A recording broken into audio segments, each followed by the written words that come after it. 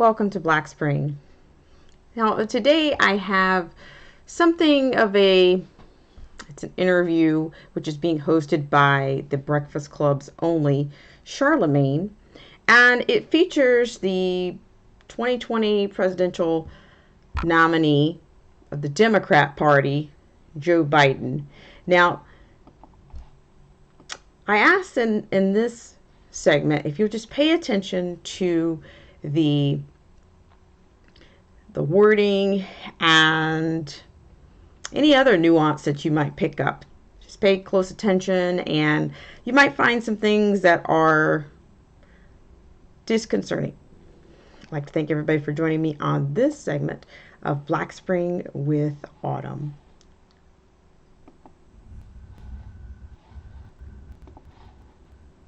To see you. Same here. I've been critical of you. I have a few things I want to talk to you about today. I know you have. Yeah. You don't know me. No, I don't. That's why I want to get to know you today. I want to talk to you about mostly black stuff. But, first of all, how are you? How's your family during this quarantine? Thank God everybody's doing well. How about you and your family? Man, we over here blessed, black, and highly favored, man. Well, I tell you what, the black community's getting killed, though. That is very, very true. It's a lot of right-wing media outlets. They question you. They question your cognitive health. They don't think everything's working upstairs. What do you say to that? I say I can hardly wait to meet with that guy who is the stable genius. There's nothing stable about that guy. One thing I've been critical about is I feel like you've been like MIA during this global pandemic. It's people like Governor Cuomo here in New York who have become political stars simply because we see and hear from them every day. So I'm just like, I'm wondering how you're going to energize people and win a campaign from the House. Well, I tell you what, I'm following the rules, man. True. Number one, I'm keeping the rules. My governor says he doesn't want us out. I haven't been out. I wear my mask. I have a mask. I got Secret Service outside. I walk outside. I have it on. They get tested. And by the way, I'm beating them across the board. Over 160 million people have watched me so far on shows like yours. Okay. All the stuff about it hurting me.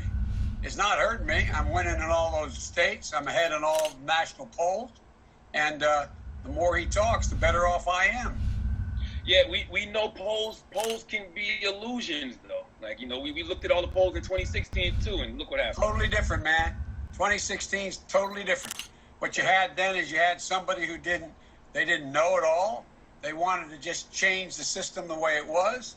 He was the biggest change. He had no serious opposition that turned out to materialize. And so it's totally different. Right now, we're in a situation where it's like, that Carney show goes through town once and you find out there's no pee under any one of those three shells that get pushed around. Mm-hmm. Next time it comes back, what do? Next time it comes back, you ain't playing. You got to figure it out. Okay. And let me tell you something. My community's figured it out a while ago. But here's the deal. What I have to do is I have to continue to talk about the things that matter.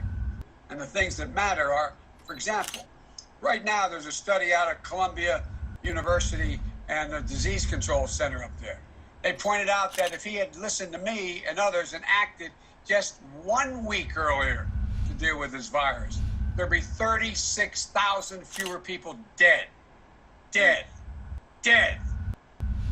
And you guys are wondering, what's he doing? Come on, man. Get a life. This guy has been incredibly terrible. And what we've had is, back in January, I wrote an article back in, I think, the 27th of January, said this pandemic's here. We should act. Every other country that was acted around the time, got the notice around the time we did, they have considerably fewer deaths as a percent of the population. I'm the guy that said we ought to take hard records and find out exactly how many people in the black community are getting COVID and are dying from it.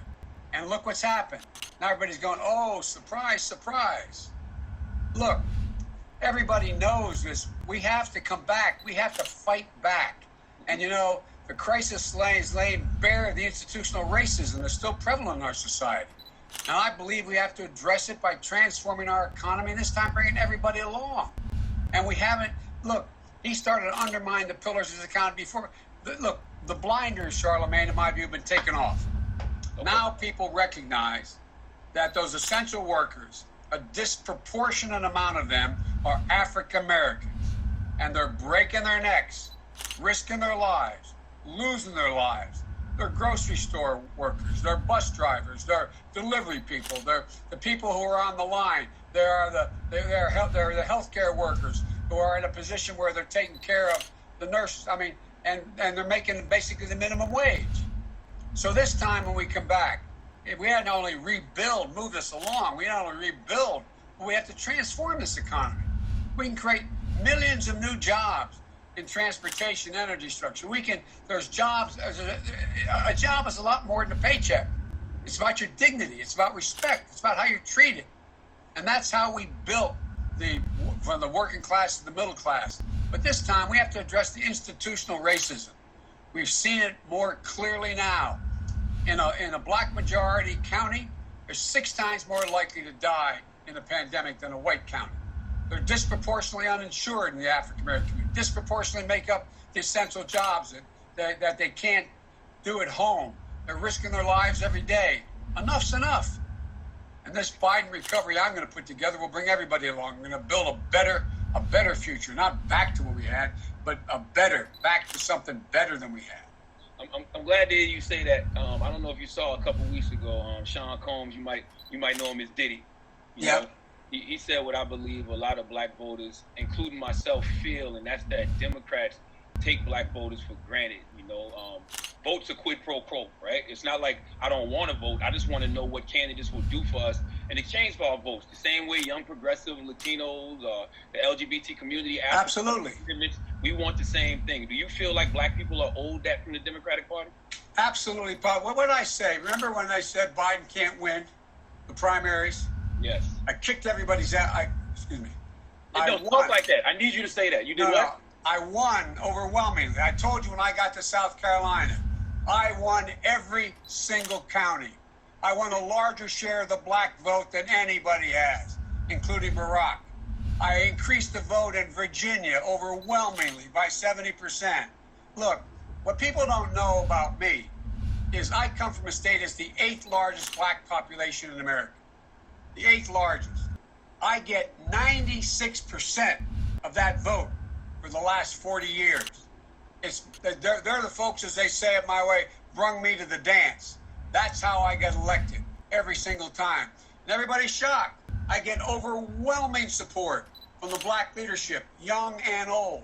Every poll shows me way ahead. And it's not just, I hear this, oh yeah, old blacks are with Biden, but young aren't. Look at the polling data.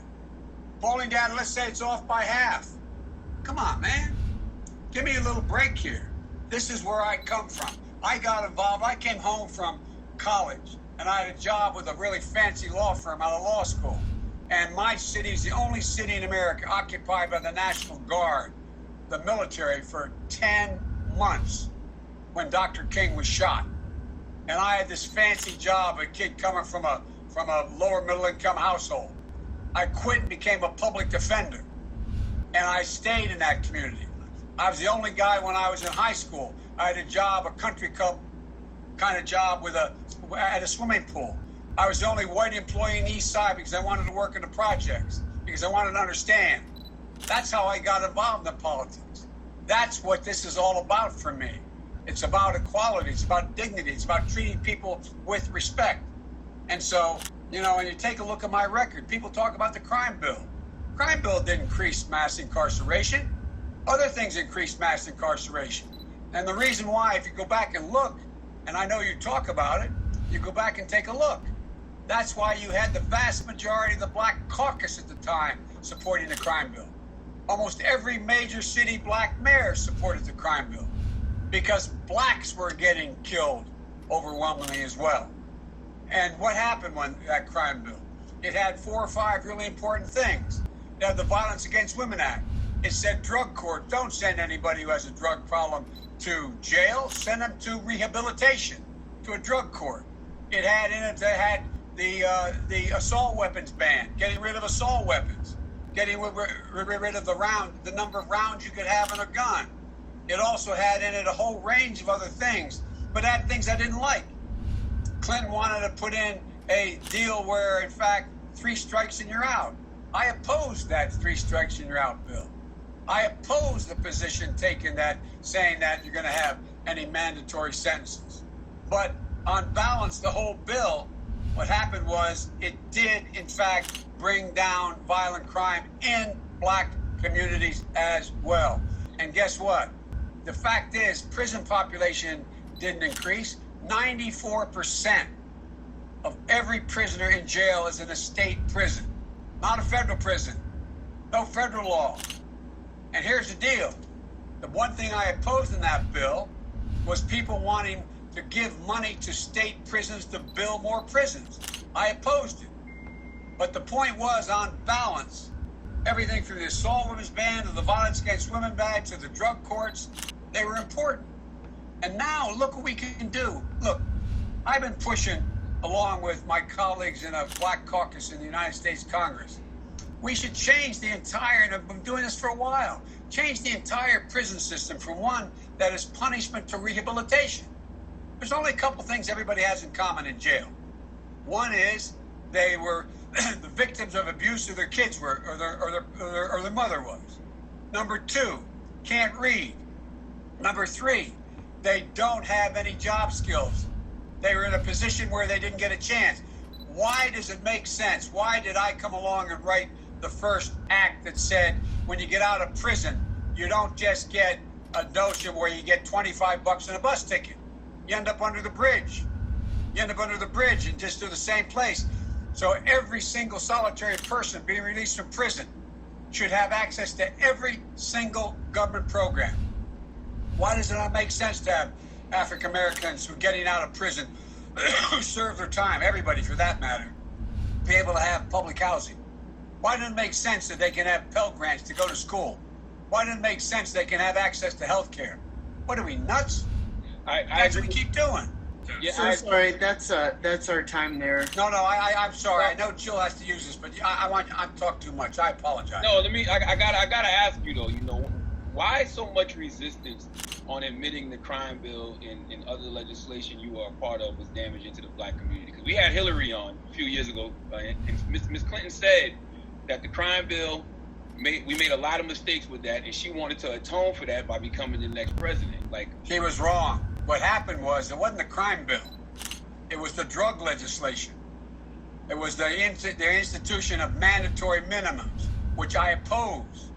Mandatory. I thought you was a part of that in '84 as well. The Comprehensive Crime Control Act that established mandatory minimum sentences for drug offenses. No. What happened was, what you're confusing is what happened was the Black Caucus came to me and said, look, I did this study when I was chairman of the Judiciary Committee. We looked at every district of the 10 court districts in America, federal court districts, and we found out that if you got arrested for robbery and convicted, and I got arrested for robbery and convicted, it was the first time, you went to jail an average of 13 years. I went to jail an average of 3 years. So there was this whole move, same time for the same crime. So no one based on their color could go to jail longer than anybody else for the same crime. So what happened was there was a judicial selection committee setting up that how you deal with making sure that the sentencing process is taken out of the hands of prosecutors saying, I'm going to want 12 years, 13 years for you, and 3 years for me. The end result of that was the unintended consequence, which we changed, Barack and I did, was the fact that you, in fact, all of a sudden, you could not lower my sentence or your sentence be lower than what was the average sentence for everybody else going to jail in the districts. That's how that came about. It didn't say mandatory. We said to the judges, you can't send people to jail for the same crime different times. They have to be within a framework. That's why that has been changed. And while I was vice president, I helped Barack, we reduced the prison population federally by 38,000 people. 38,000 people.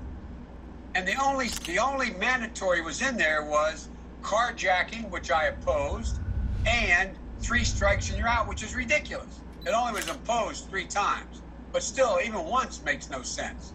The idea of 3 ties, 3 strikes and you're out. Give me a break. And the other thing we have to do, one of the things that, I was a public defender. I'm going to insist when I'm president that a federal public defender gets paid the same amount of money as a federal prosecutor gets paid. So you have representation. People have representation. But the bottom line is, the other piece is, I'm going to try to change, and I've laid it out. I'll send you a copy of my plan so you have it. Lift every voice? Pardon me? What, to lift every voice or what? No, the plan I have is my manifesto for Black America. And particularly the portion of it that relates to how, in fact, we're going to deal with the prison system. If you are in prison, if you are convicted of a crime, no one should be going to jail for drug crime. Period. Nobody. No matter what the crime, particularly marijuana, which makes no sense for people to go to jail. They should be just wiped out completely. And the reason is that, if anything, for those crimes that are actually continue to be crimes, scheduled crimes, which marijuana shouldn't be anymore, what is happening is you shouldn't go to prison. You should go to a mandatory rehabilitation. It costs less to put people in a drug rehabilitation program than it does in jail. And you have a chance. You got to give people a chance. Vice President Biden, I've read some of your Black agenda, and you say that you would decriminalize marijuana. What's the difference between legalizing it and decriminalizing it? Because they're trying to find out whether or not there is any impact on the use of marijuana, not in leading you to other drugs, but what it affects. Does it affect long-term development of the brain? And we should wait till the studies are done. I think science matters. I think we got decades and decades of studies from actual weed smokers, though. Yeah, I do. I know a lot of weed smokers. I want to ask you about your running mate. I don't know if you saw. Well, I saw the day that a news report broke that Amy Klobuchar was being vetted, and a lot of people on social media, they're not too happy about that, and it's because they want your running mate to be a Black woman. I don't know if you saw the op-ed in the Washington Post by some of the leading Black women voices in this country, and they feel since Black women are such a loyal voting bloc, and Black people saved your political life in the primaries this year, they have things they want from you, and one of them is a Black woman running mate. What do you say to them? What I say to them is that I'm not acknowledging anybody who is being considered, but I guarantee you there are multiple Black women being considered. Multiple.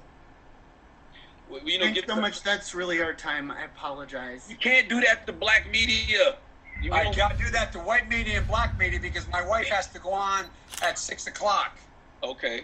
I'm in trouble. Listen, you got to come see us when you come to New York, VP Biden. I will. It's a long way until November. We got more questions. You got more questions, but I tell you, if you have a problem figuring out whether you're for me or Trump, then you ain't Black. It don't have nothing to do with Trump. It has to do with the fact I want something for my community. I would love to see. Take a look at my record, man. I extended the voting rights 25 years. I have a record that is second to none. The NAACP has endorsed me every time I've run. Come on. Take a look at the record. All right, thank you so much. I really appreciate it. Anyway, thanks. I will come back. All right. I look forward to seeing you in person. Okay, absolutely. Okay, pal. Thanks. I'd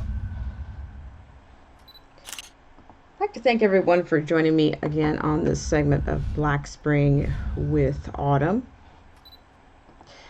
So, quite a bit to chew on there. But I will say, I think we can all agree that the ballot box does seem, and it appears, it feels that it's pretty far away. Now, right off the opening of this, Charlemagne takes an anti-right-wing stance or template, and he says that the right-wingers are questioning his cognitive stability, Joe Biden's cognitive stability. Well, in fact, I have to say that America questions Joe Biden, a thinking America, and that happens to include Blacks, Charlemagne.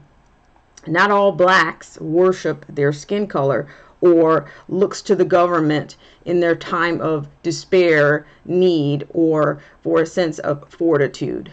That is not an accurate sense of resilience. Blacks are not struggling, not all blacks in America are struggling with their identity, because the fact is most blacks were born here in the USA. So from there, Biden's credibility and the double standard is what is in question when you want to go from a wing or a conservative framework. But for one, we can start with Joe Biden. Joe Biden basically, he responds with he opens up with death, death, death. You guys are getting killed. He opens up with fear because he knows that that's effective. First and foremost, blacks have a unique health statistic, a health profile, genetics that contribute to their health profile. Are we going to pretend? Are we going to make that a part of the cognitive dissonance that we don't actually have genetic health factors that are unique to blacks or to black DNA? Are we going to pretend that is not factual? That is not being brought up. Whether it's heart disease, diabetes, autoimmune factors, these are what we refer to as pre-existing conditions. This is not medical health advice that I'm offering here, but it is a fact that these are contributing and pre-existing conditions that are not being discussed. These factors are also not being brought up in revealing the cause of death, or they're not disclosing any of these types of factors when they talk about the deaths during this pandemic. They're not talking about whether these patients had pre-existing conditions. What were those conditions? They've been purportedly stamping these causes of deaths as pandemic. If they had one symptom that was related to the pandemic or the virus. Okay, so let's move on here. We just talk about race relations. We can talk about race relations. Joe Biden has contributed and been overtly a supporter. He supported segregation. He was quoted as saying, unless we do something about this jungle, my children are going to grow up in a jungle, I paraphrase, with tensions having built so high that it's going to explode. This is a man that was pro-segregation. I mean, not only that, he's a co-author of the 1994 crime bill.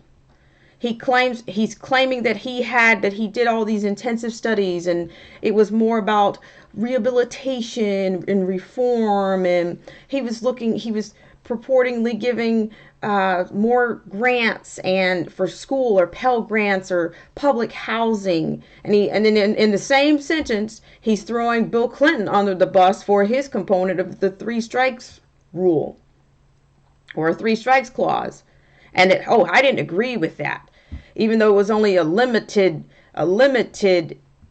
premise, but I didn't agree with that. So he's throwing Clinton under the bus and claiming that, it assisted with crime, when actually it resulted in separation. You want to talk about separation? It resulted in separation of mothers and fathers. These children had parents. And then when this happened, as a result, they had grandparents. They went from having parents to grandparents. Not to mention all the other bills and clauses that have been established by Democrat legislation that destabilized the black family unit. You can go into their food stamp programs.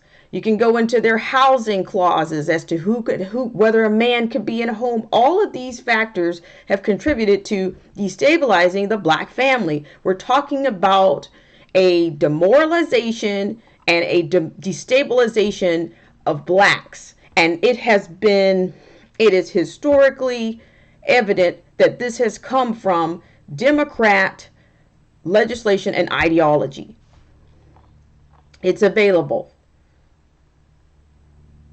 Not to mention, we can talk about his book, his playbook today is not very much different. He wants to expand programs via raising your taxes, more government housing, but not just for blacks this time. They want to offer the same type of control, but for the entire country. He's talking about rebuilding or reforming. He's talking about the Green New Deal. Ladies and gentlemen, that mask is off. He wants to talk about mask. That mask is off too. The Green New Deal is your solution.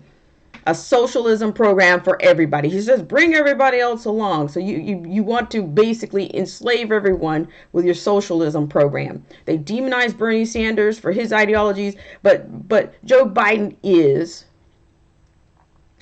a version of Bernie Sanders and the Alexandria Ocasio-Cortezes.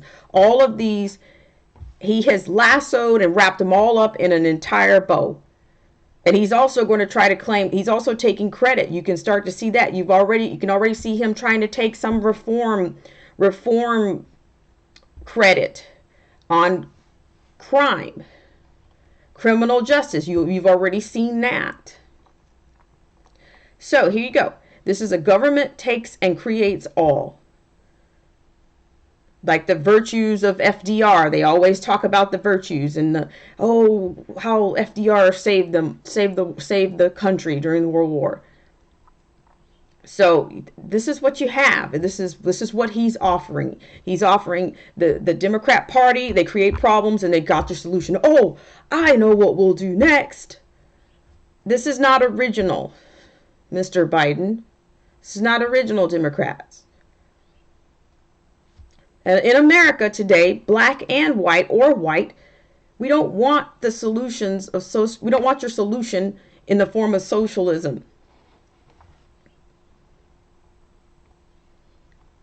The point of contention and the vile and the reprehensible point in this is that he is so emboldened by his history of black votes that he thinks that he is entitled and he owns the black vote. They brought me to the dance of where I'm from. They say, take a look at my record. Well, what do you think we're looking at? It's the same. It's not. What's there to see? Where's the difference? He's so emboldened that he thinks he can tell you who you are. This is the same kind of rhetoric. This is a rhetoric, the agenda. He's trying to sell everything under the sun to you to get you to think that he actually cares about the agenda, or he cares about what your future looks like and what bringing everybody along. Credibility, he touts. Oh, the Black Caucus. The Black Caucus has voted to keep their own power. They'll have their own globalist agenda and their power agenda to keep the blacks in their place and maintain their career overseas positions. They are cons for their own security. That's what the Black Caucus has proven. The NAACP is another organization, liberal group that has been vicariously whispering to blacks who, how, and when to think and how to fight for their own interest. Nothing has changed with these organizations other than they've expanded their ideology and they want to grow and expand the group think amongst all minorities. So, sorry, Joe Biden, that's not a credible source. Those two sources are a part of the con. They don't work. And when is somebody going to tell Joe Biden that the mask is off? His corruption, his politician, his legislation speaks for itself. It's a part of the racist establishment or discriminatory establishment. So I'm sorry to say, but I as an American, I happen to be concerned about many things, and you don't tell me what it's like to be black or how black I am or to what degree I can be black. You don't make that decision, sir. You don't get to deconstruct anyone's identity. You don't get to claim or define anyone's identity. At least not mine. So who knows? Maybe he can come up. He can start to atone, or he can come up with some transparency in his discriminatory legislation. Maybe he can come up with some transparency for his corruption. Maybe he can come up with some transparency for his accuser. Maybe he can have some integrity for his policies.